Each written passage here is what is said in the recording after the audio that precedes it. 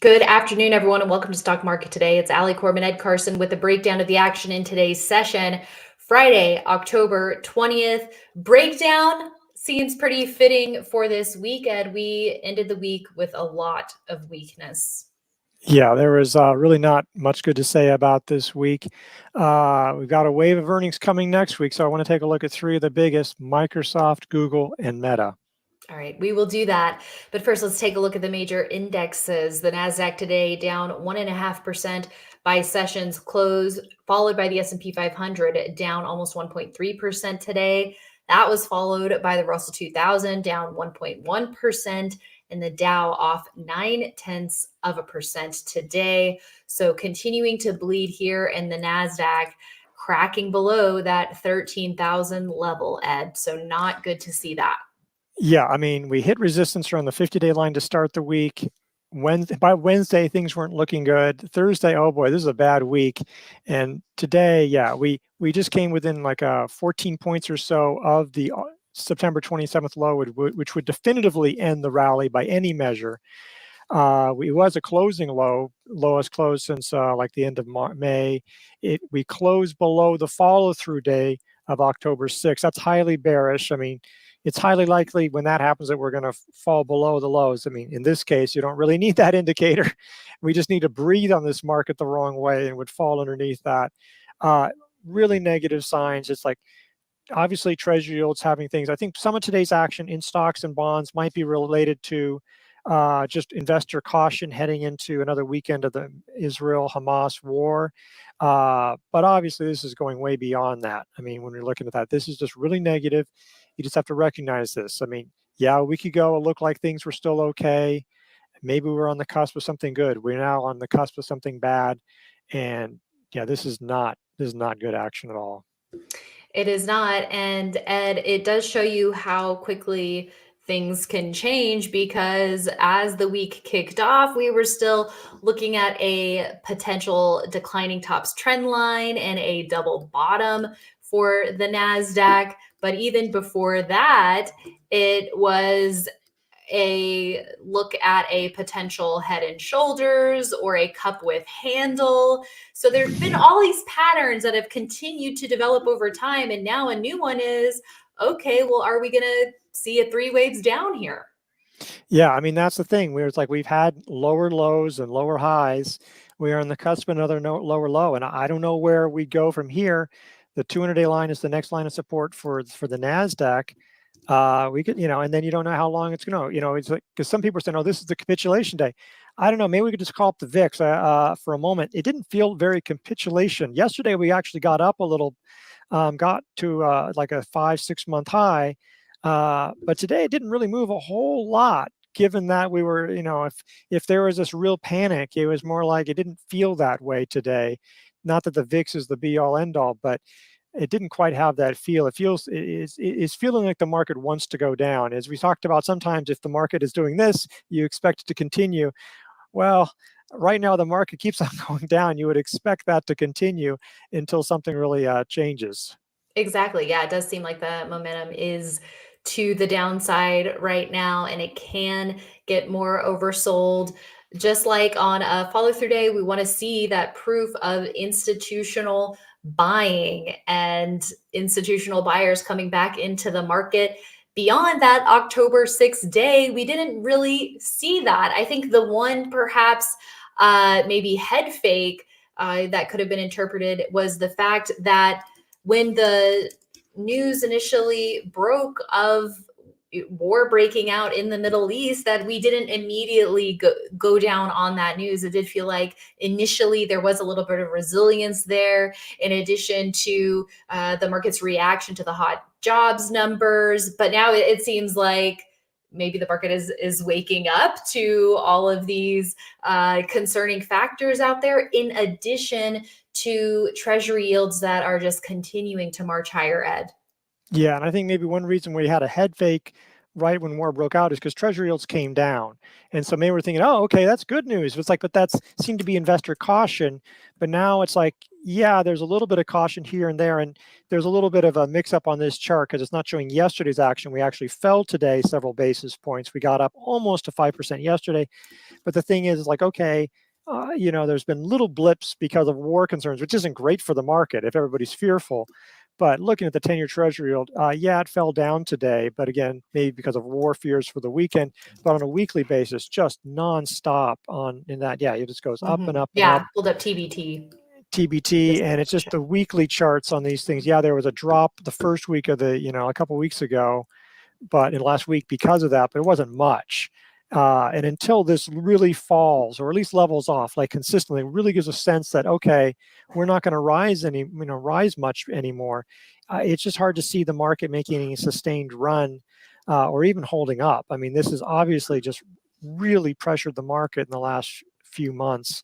And until that changes, I think that's just overwhelming everything else.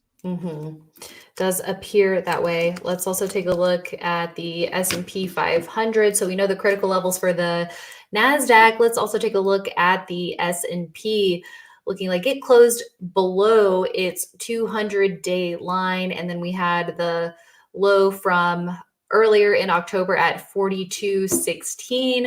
The S&P closing today at 42.24. So it too getting very close to undercutting the recent lows for a potential third wave down, Ed. Yeah, so that's not looking good. Just one other point is that earnings so far, I mean, there's been a few winners, but there's been a lot of losers, and some of those losers have dragged down a lot of other stocks. It's not been a nice earnings season either. So all the news has been pretty negative. It has. And who knows if that changes next week or not. That is to be determined. Let's also take a quick look at the Dow and the Russell. I'll fly through a couple of charts here. The Dow getting turned away right around the 200-day line. It's still holding above its lows from early October, but again, looking pretty negative here. The Russell 2000, Ed, talk about something that's looking negative. This is looking pretty bad. Small caps breaking apart. Yeah, and that's incorporating the last 2 days, but that's a 52-week low. I mean, there just hasn't been anything really good to say about small caps for a long time. Okay, next on our list, let's take a look at the breadth indicator that we like to check in on. Here's a look at SPY versus RSP. So SPY down 1.25% today. RSP, the equal weight, looks pretty even in terms of today's performance, but seeing a pretty clear undercut of the recent lows on RSP. We can also compare QQQ and QQEW. QQQ holding above its late September low, but still down 1.5% today. QQEW, not quite as hard hit, but this one undercutting those recent lows and the 200-day line. Let's now take a look at a few ETFs from the week. Here's XLE. We've been talking about this big snapback, but pulling in the latter part of the week, down 1.7% today, up some 0.7% for the week to get back above the 10-week line. Let's also take a look at SMH, the chips, down 4.2% for the week. A lot of that coming on Thursday and Friday. But this was the other sort of glimmer of hope, Ed, that when we saw chip stocks in mid-October getting back above the 50-day line, it looked like, hey, maybe this could be one of the growth areas along with a software that was still holding up pretty decently, especially software here, because it wasn't really until today that it broke. And boy, did it break in a big way, down 2.5% today. Yeah, there's this, so those are areas of strength beyond a few things. And it just came in everywhere. We're not even going to look at the other sectors because they all look just terrible, and there's not reason to look at them. Yeah, we'll save everyone some time. Okay, let's take a look at Microsoft. So now we have three of the big stocks reporting earnings next week. Here's a look at MSFT, down 1.4% today. It's holding right around its 50-day line, Ed. So talk to us, I guess, first, before we take a look at each of these charts. These three stocks, a lot of investor eyes are going to be watching. They're all in the AI theme to some extent. There could be some comments about that could create ripple effects on other stocks that have AI exposure. And just given the weight of these stocks in the indexes, they could have market shifting moves here. So set the scene for us of what we could expect next week. Yeah, there's all those things, AI and Microsoft and Google, which we're going to look at. And there's also Amazon. Those are the cloud computing giants.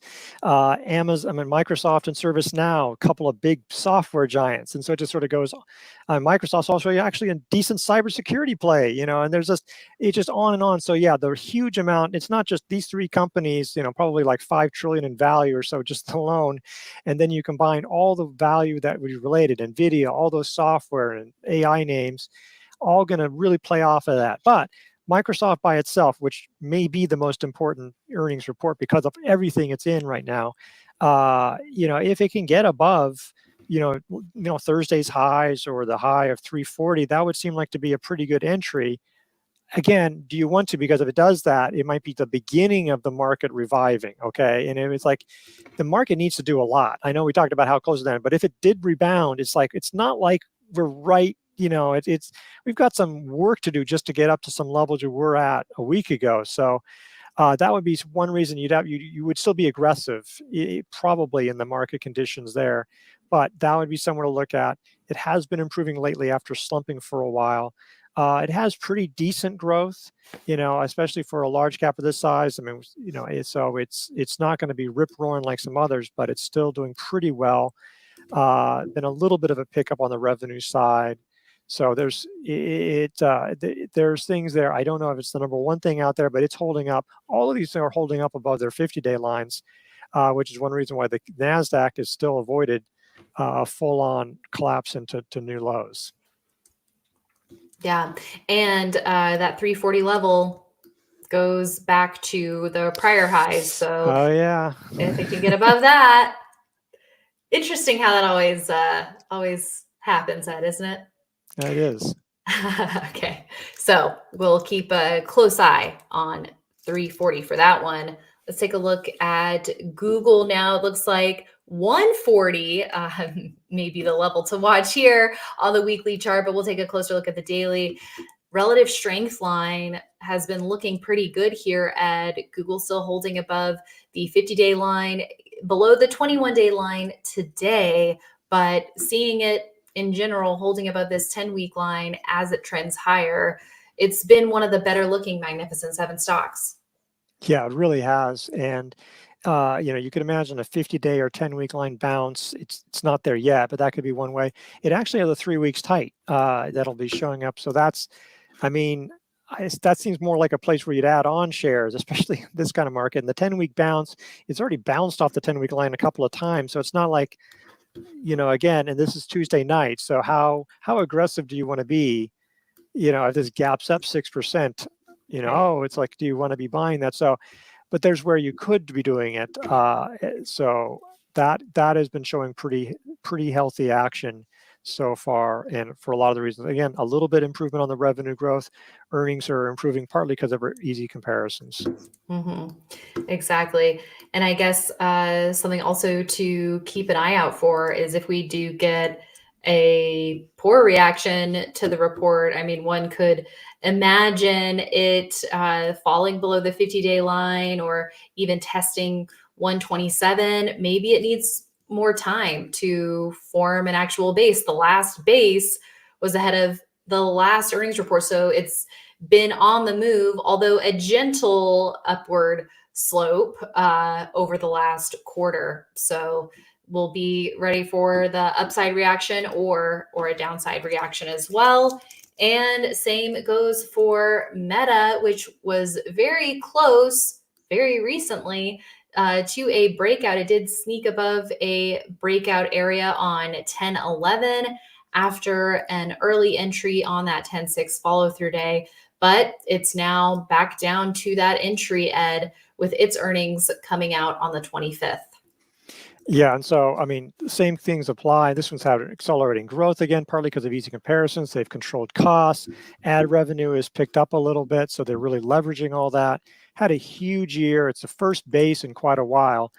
So there's a lot of reasons to like about it. You definitely should be following this. But for those who bought recently, probably want to be thinking about getting out. And like, you've got 3 days left. Market's not in good shape. Yeah, I mean, you could imagine a cascade of things. If these companies say, yeah, we're having to spend a ton of money on things and we're not seeing revenue yet on AI. I think that's something people want to hear from Microsoft and these others. Are they going to make any money off of these things? You could see some really, really big drops in the market.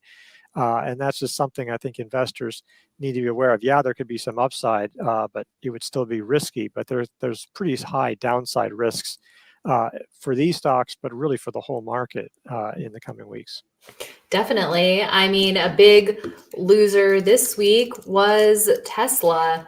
And not only did it gap down, some 9% on the day of the report, but bleeding further here today. So And there's a lot of them, and there's a lot of names. This was actually, as I go, I think what's so scary about Meta, Microsoft, and Google is they matter more in the sense, because Tesla's huge and it matters, and everybody pays attention to it. But I don't know how many stocks really reacting to this particular stock in particular. But if Microsoft says, AI is a dud, nobody cares, you could imagine trillions of dollars. The ripple effect would be just cataclysmic in that kind of sense. Anyway, yeah, it's definitely some things going on, but again, there could be a lot of positive things. Huge week of earnings, but definitely, I think portfolio management, taking care of that is paramount in the coming days. Yes, for sure. Well, we'll be ready for anything. And IBD is going to stay on top of what you need to know every step of the way, whether that's on investors.com, IBD Live, this show, and beyond. So make sure you buckle up for a big week ahead. We will kick things off next week with IBD Live, and we hope you join us Monday morning for our live show going over our take on the market and stocks we're watching. So we will see you there. And of course, we'll see you Monday after the close.